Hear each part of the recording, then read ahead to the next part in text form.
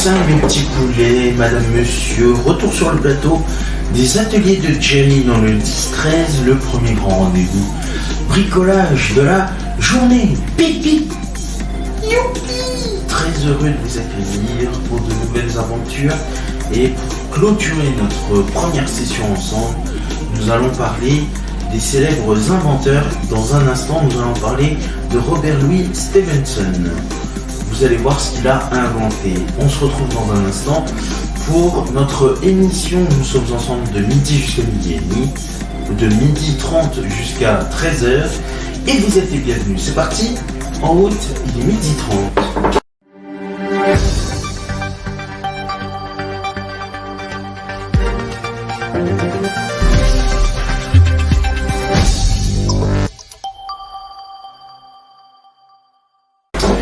Bonjour à toutes et à tous, madame, mademoiselle, monsieur, mes petits poussins, mes petits poulets, soyez les bienvenus dans votre rendez-vous phare, le midi 30 inventeur, le premier grand rendez-vous d'invention de ce 10-13 nouvelle génération, ex 9h30 13h, appelé aujourd'hui l'atelier de Jerry, le premier grand rendez-vous bricolage de la journée.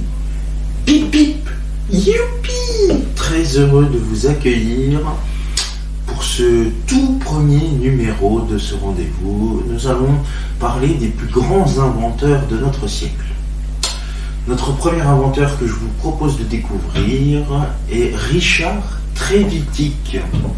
Richard Trevithick est né le 13 avril 1771 à Camborne et il est mort le 22 avril 1833 à Dartford. C'est un inventeur britannique foisonnant du début du 19e siècle à qui l'on doit la machine à vapeur à haute pression et le premier train tracté par une locomotive.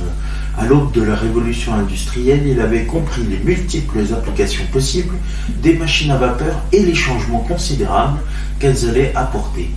Il eut en revanche peu de succès pour faire émerger de ses prototypes des solutions opérationnelles viables et mourut dans la pauvreté. Ingénieur des mines comme son père, il est né à Camborne, dans la région minière des Cornouailles, en Grande-Bretagne. Il a pour voisin William Murdoch, le pionnier des wagons à vapeur. Nous en parlerons une prochaine fois. Ses expériences sur la vapeur comme moyen de propulsion d'un véhicule sur route sont source d'inspiration pour Trevithick. Il prend une part active dans les efforts locaux de briser le monopole instauré par James Watt et sa machine à vapeur par la conception d'une nouvelle génération de machines.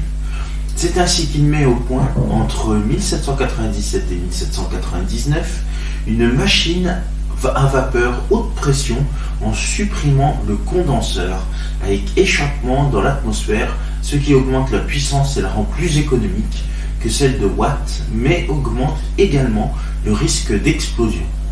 Ces machines deviennent plus compactes et plus simples, portatives, elles peuvent être installées sur des bateaux, dans des fermes pour battre le blé, dans des moulins ou de petites fabriques. Après une série d'expériences entre 1801 et 1803, Richard Trevithick prend une patente pour 3 véhicules à vapeur à haute pression qui circulent sur route à Londres, Camborne et Coalbrookdale.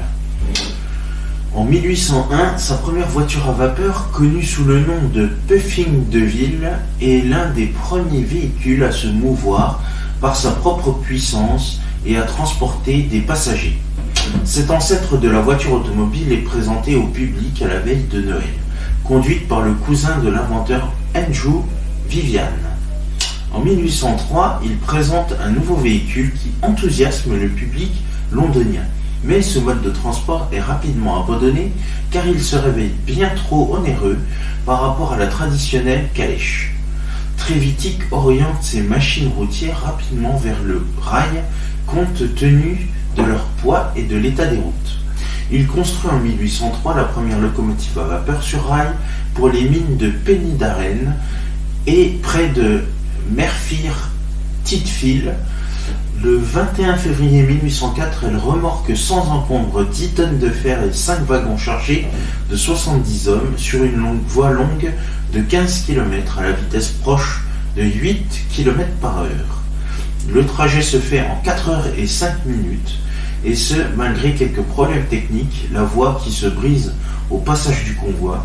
En effet, les voies en fonte fabriquées à l'époque n'étaient pas capables de supporter le passage d'un engin de 6 tonnes et demie.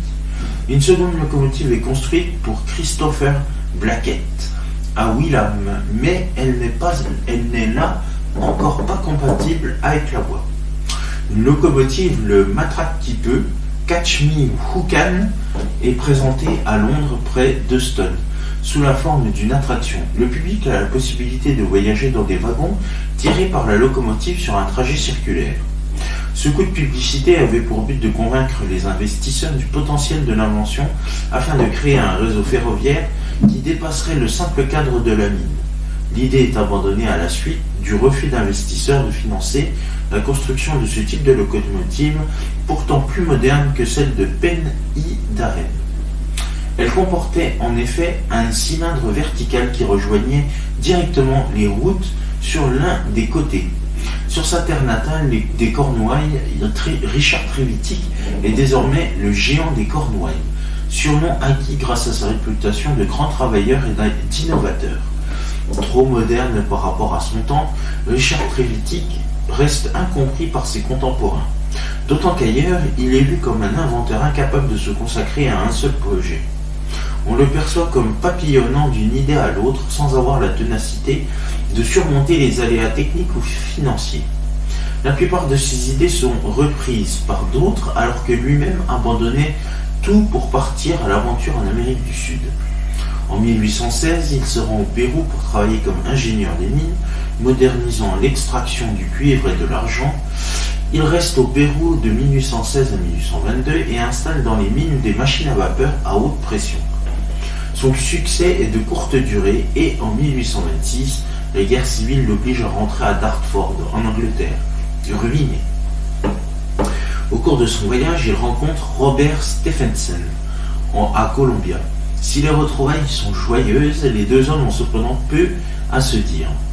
Richard Trevithick meurt à Dartford le 22 avril 1833 dans la pauvreté, alors qu'il peut être considéré comme un pionnier de l'automobile, l'inventeur avec Oliver Evans de la machine à vapeur à haute pression et l'inventeur de la locomotive à vapeur en général et de la technologie Blast Pipe en particulier. Il est enterré dans une tombe anonyme. Son fils Francis Trevithick devient directeur général du Grand Junction Railway GJR, absorbé plus tard par la London and North Western Railway LNWR. Il est à l'origine de la locomotive LNWR Cornwall. Les grandes étapes de la vie de Richard Trevithick sont: en 1790, il rentre comme ingénieur à la mine de Stray Park. En 1792, il écrit un rapport sur la performance du moteur de la mine de Tincroft. En 1794, il s'intéresse aux travaux de William Murdoch sur les chars à vapeur.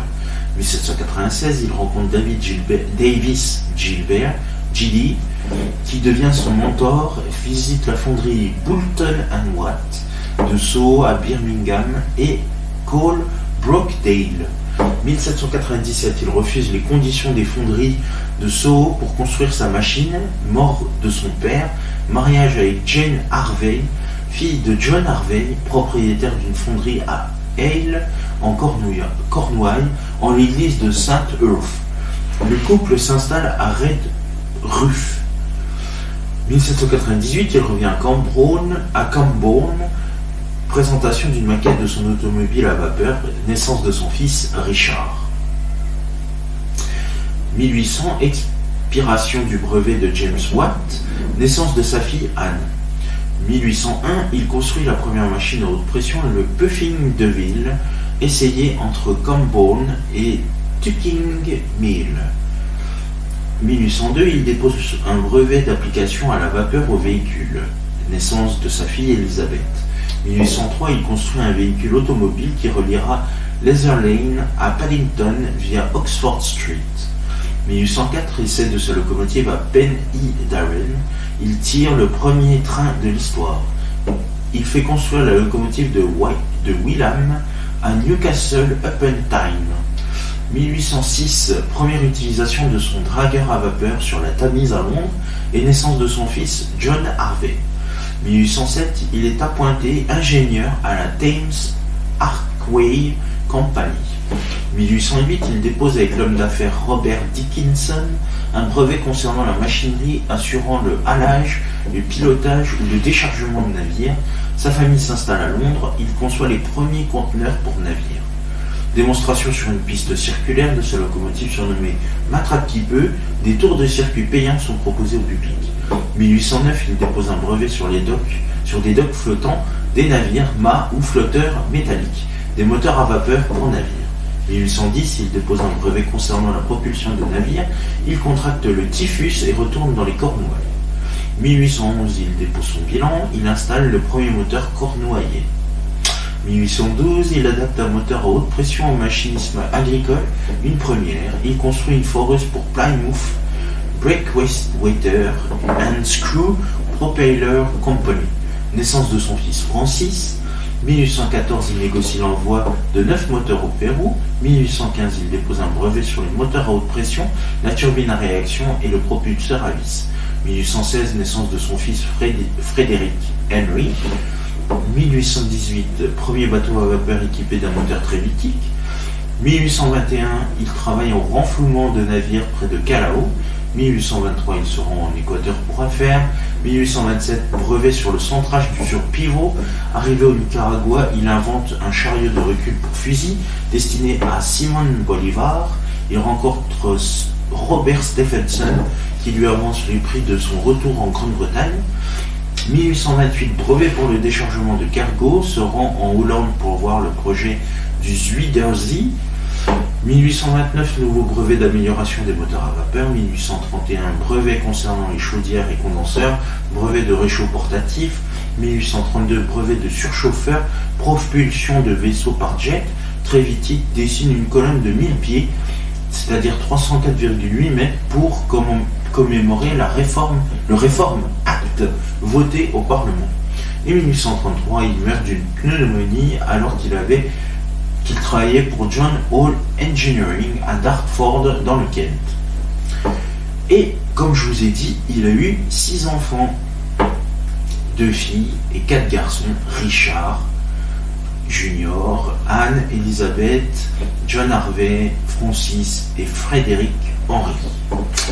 Voilà, c'est ainsi que se termine ce tout premier numéro hyper passionnant du Midi 30 Inventeur. Rendez-vous demain pour la suite de nos aventures. Bonne nouvelle, samedi 20 décembre 2025, à 5 jours de Noël, nous allons accueillir un autre inventeur. Il s'agit de Robert Stephenson. Je vous souhaite une excellente journée en notre compagnie. Très bel après-midi sur AdoKids TV. Dans quelques minutes, on se retrouve à 14h pour de nouvelles aventures, et notamment dans votre rendez-vous au cœur de Jerry. Je vous souhaite une excellente journée et très bel après-midi sur AdoKids TV. Merci, je vous embrasse, salut.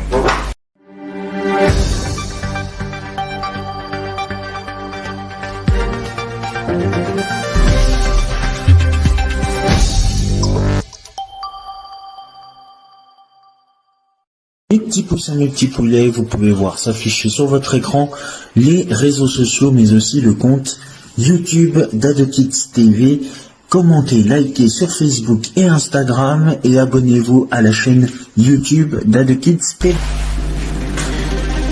Et ben voilà les amis, ça y est, on est arrivé au terme de notre première session des ateliers de Jerry dans ce 10h-13h nouvelle génération.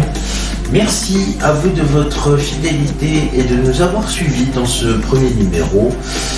Nous nous retrouverons pour de nouvelles aventures lundi pour de nouvelles aventures. Vous allez voir, ça va être super sympa, des petits ateliers tous les matins à partir de lundi jusqu'au vendredi. Exceptionnellement, nous avons démarré plus tôt notre premier atelier, donc nous finirons plus tôt un jour, et il s'agit notamment du 1er janvier. Il n'y aura pas de numéro pendant ce 1er janvier, et encore moins le 25 décembre, étant donné que c'est la belle tradition de Noël.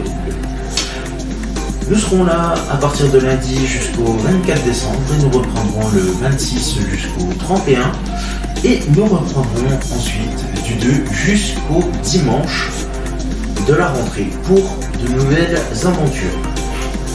Je vous souhaite un excellent week-end sur AdoKids TV. Dans un instant, la fin de vos programmes.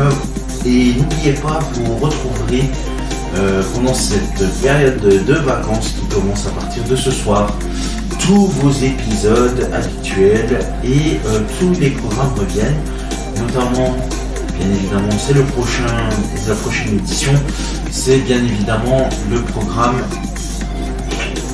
de Au cœur de Jerry qui revient le 14-17, puis le monde de Jerry bien évidemment arrive, et enfin AdoKids Night ce soir.